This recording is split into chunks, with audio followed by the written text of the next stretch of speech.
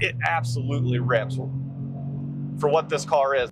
Got a little quiet, but a low center of gravity. It's really good. Oh, the brakes.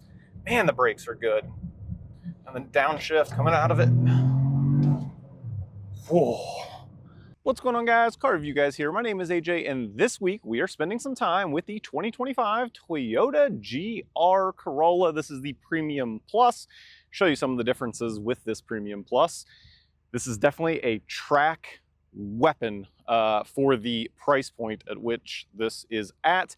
And I'm going to start right out of the gate. For those of you that are new to my channel, I've owned a lot of high-end cars. I've had two 2017 Acura NSXs. I have had two Gen 1 Audi R8s, one gated manual, one R-tronic.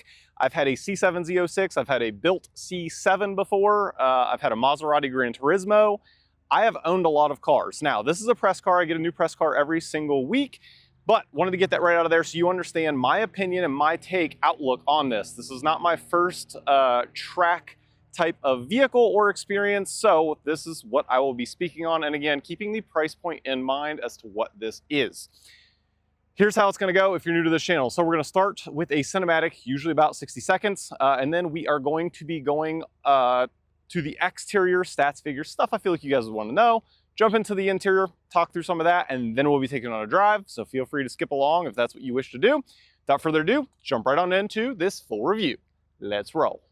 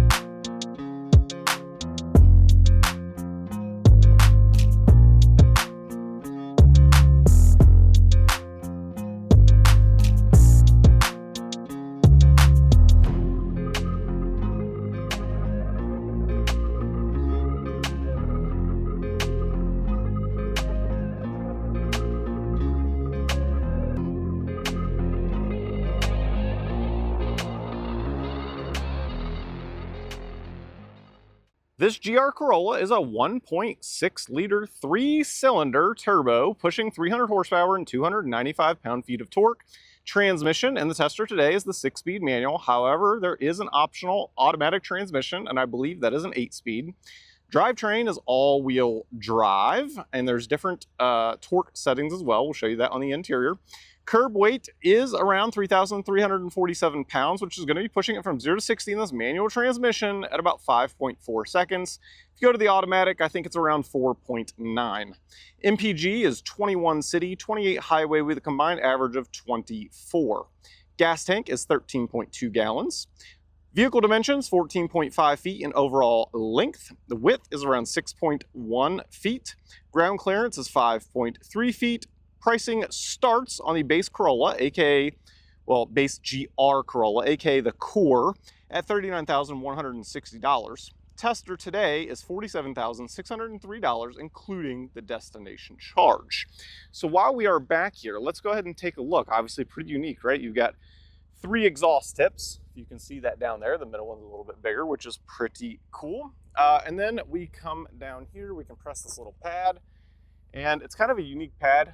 On the left-hand side is what you press in order to open it up.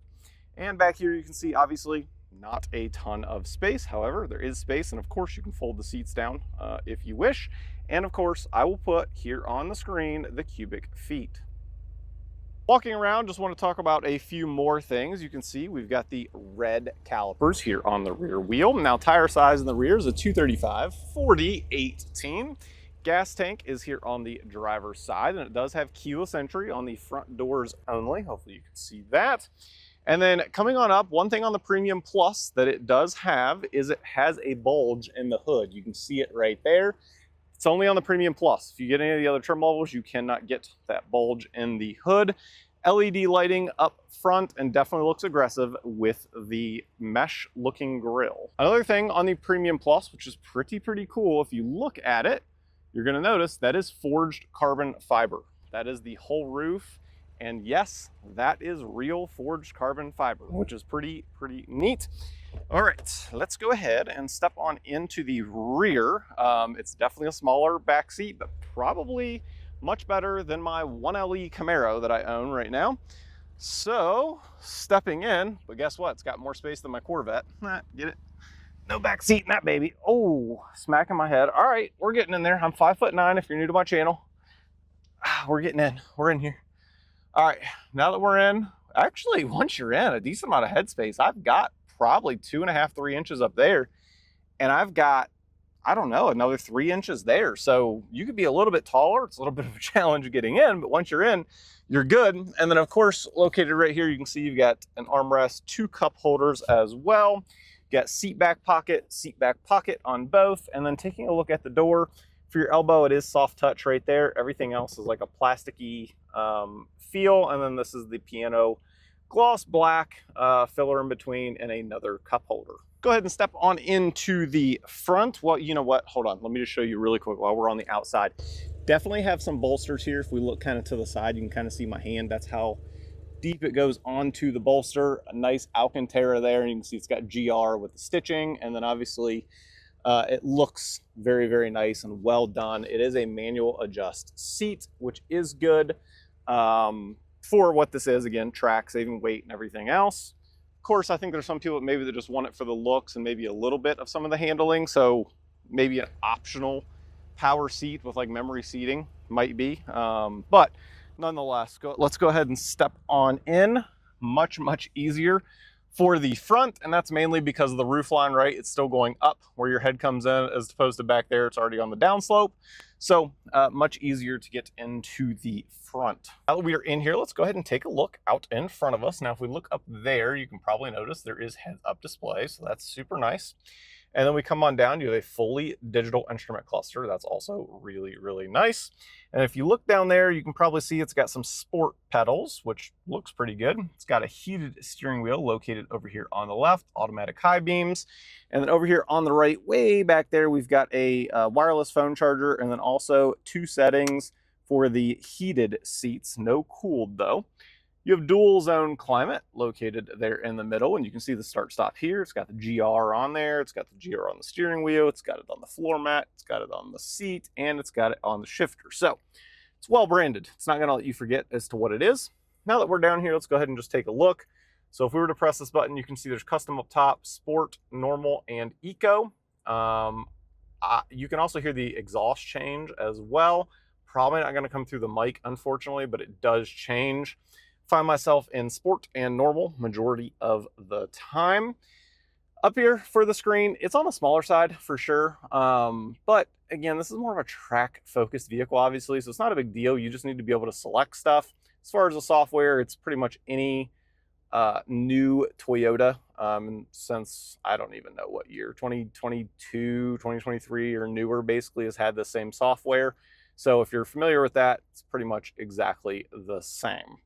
Now let's go ahead and take a look here at this transmission. So I'm gonna put this down first.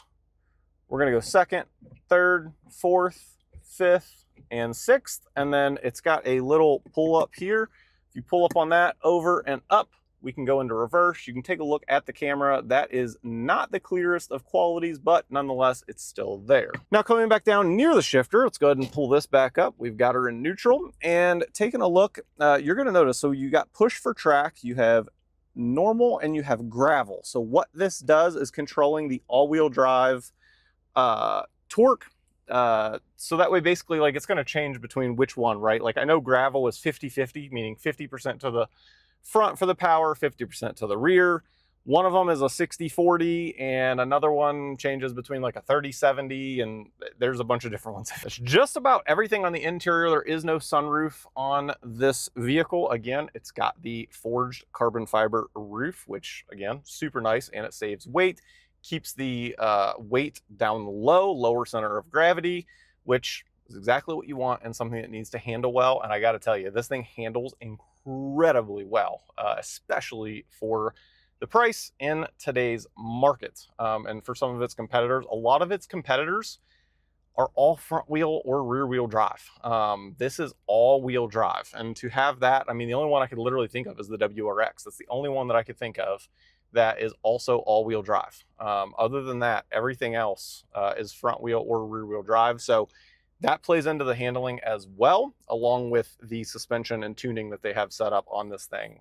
It is definitely fun. Now, as we get this out on the road, the one thing I want to show you really quickly, let's turn the wheel straight here. So we've got a button located up here, IMT, located right there.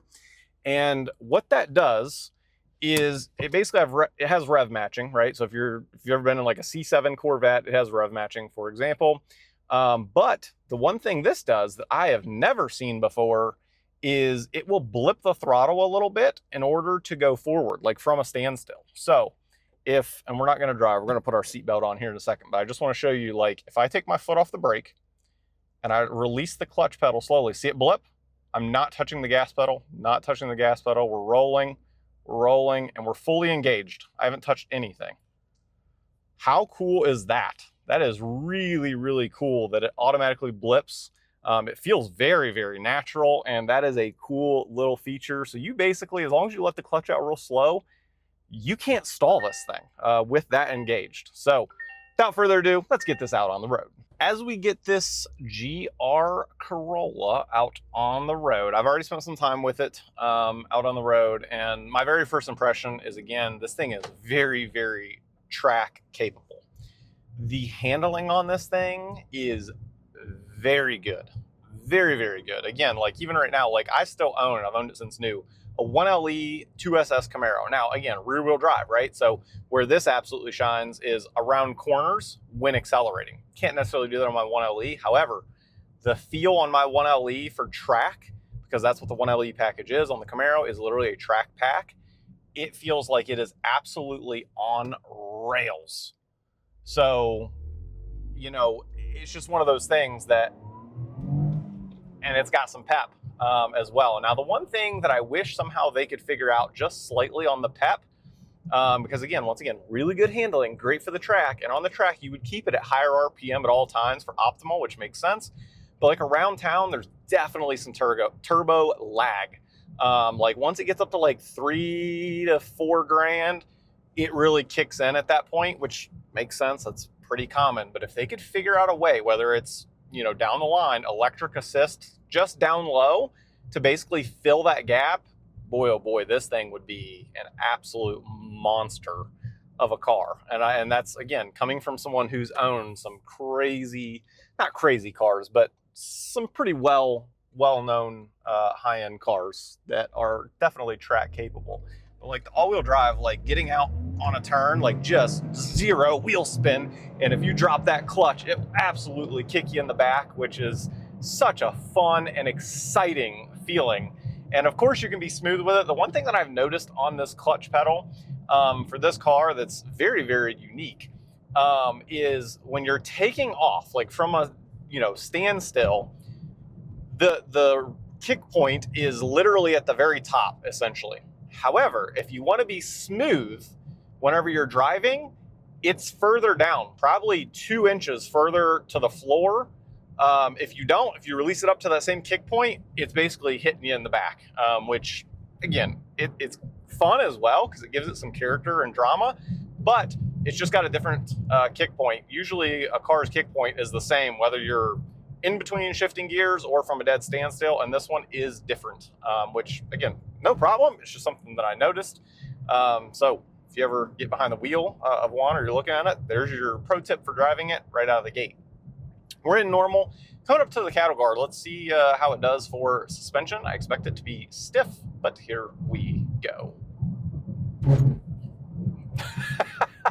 It's definitely stiff as expected. I'm not even joking. My butt might have just left the seat almost. Had to be real close, which again, that's what I expect on a track car. That's what you want. It should, the frame and everything should be so stiff and rigid. And that's exactly what this is. You can absolutely feel everything on the road. And as you know, some people have said, you can drive over a quarter or a coin, whatever, and you can say whether it's heads or tails based on the feel. And that's literally how this feels, no question. Now, Aside from some of the track stuff from like a daily standpoint, again, it's got a heated steering wheel, heated seats. This thing also has lane centering and adaptive cruise control. So you've got some nice features as well. That way, if you're taking it on a trip or whatever, you absolutely can. Again, just the suspension is stiffer. And if you don't expect that, then that's just, I guess, shame on you, because it delivers in that category. But on a long road trip, yes, you can feel it. Now, on that same kind of note, let's go ahead and talk on sound for like a road trip or whatever. I've got three categories. I've got wind noise, I've got tire noise, and I've got powertrain noise. Now, as you go in sport, again, it's got an active exhaust, so you can definitely hear just a little tone behind it. But as far as the motor, you can hear that as well, only whenever you're ripping it. If not, it's fairly maintained. Tire noise, it's present. There's no doubt about it. It is there, and that's just part of it. That's generally what track cars do. You can hear the tires. They're usually not very quiet. It is what it is. As far as wind noise, they've done a pretty good job. You can hear it a little bit. It is present, but again, for this price and category, I would definitely expect some, and you do get some, but overall, again, it's maintained, and I'm definitely happy with what they have produced here. Let's go ahead and take this turn here in second gear, and let's go ahead and, oh yeah, and you can just accelerate right through that turn. Whew, man, the handling is truly, truly where this car just shines. It is unbelievable how good the handling is on this car. I cannot get over how good it is for the price tag. Let's go ahead and touch on blind spots. Over to my left, that is a fat pillar. I mean, fat pillar. But nonetheless, you can look back there and see, but it's fat. Be careful. And then over to the right, the back corner a little bit. However, your mirror, you should be able to pick up a car at that point. So no real issue. Of course, it is equipped with blind spot monitoring if you need it. Now let's put this thing in sport mode here, and yep, there we go.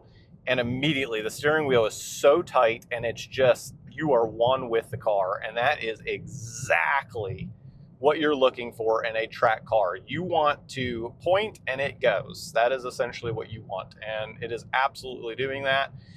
Thrilled. Again, I'm beating a dead horse, but this thing is so good with handling, and it's so fun with the all-wheel drive. That's what a lot of these other competitors are missing, is the all-wheel drive. It truly, truly is, and they have delivered this. Now, the only thing I would change about this car, just personally, doesn't mean you don't like it. I would rather have a normal Corolla, aka sedan Corolla, with this. I just don't love the hatch look. That's just me. I think they've done a good job with styling, like overall, like it looks really good. I just like the sedan look a little bit better, and it'd be cool if that is eventually an option. Let's see here. We're gonna do a little bit of a little S turn up here, and let's just see how this thing does. Again, dropping the clutch and just all-wheel drive right on around, and you can just feel this thing. It absolutely rips for what this car is. Now let's test the brakes. Oh my, the brakes are really good. Got a little quiet, but a low center of gravity. It's really good. Oh, the brakes. Man, the brakes are good. And then downshift coming out of it. Whoa. This car would be so fun on track. My goodness, that thing is on rails. I mean, the all-wheel drive with the suspension tuning setup and everything is unbelievable for the price tag. What a fun car to rip around in. And you could definitely daily this. The bolsters are present. If you're much bigger than me, I would probably go test them out. I'm like 165 at 5'9", and I'm comfortable in them. Like, I think they're perfect for me, but if you're much bigger, just go sit in them, check them out, see if it's for you. Of course, you could always swap seats or whatever you wanted afterwards. But either way, I think they're really comfortable. They've done a good job, and they really hold you in the seat, and it really feels sporty. And this thing is an absolute riot with the all-wheel drive. I just cannot get over that, how fun it is, especially for the price tag. Is it a cheap car? No, it's not cheap, but you got to understand what you're getting. And again, this thing just, it's on rails. And this is coming from a guy that, again, I've owned a lot of stuff, as I've already mentioned, and I get a new press car every single week. I've driven a lot of cars. This thing absolutely gets it. Like, even just accelerating around a turn, like just zero wheel spin. I mean, just unbelievable. That's 50 already. Like, it is so fun. So fun. I would highly recommend that, especially with the rev match. That's fun as well. You can turn that off if you don't want it. So if you're going to be one of those people that are going to yap down below, oh, you're not a real driver, turn it off. You know what I mean? Like, it's that simple. It's nice that it's there as a feature, and this is definitely a friendly car with the intelligent manual transmission. If you're learning how to drive stick, like, you can understand the concept as to what you need to do and not really stall it. I remember whenever I was thrown into a manual transmission whenever I was young, and it was like, have fun, figure it out live on the road. You stall it at the middle of a light and some people are beeping at you, and you know, all the fun behind learning a manual transmission. But it's easy to pick up in this car, and this is a really fun car. And again, not cheap, but you got to understand what you're getting. And I think they have really priced this car well for what you're getting, and you can even drive it all year round, being the all-wheel drive. Next video is going to be 5 things to love, 5 things to improve. Hopefully you guys enjoyed today's video, because I certainly have enjoyed my time with this vehicle. It is, again, an absolute blast, especially if you're going to track it. As always, I'll catch you guys on the next one. Peace.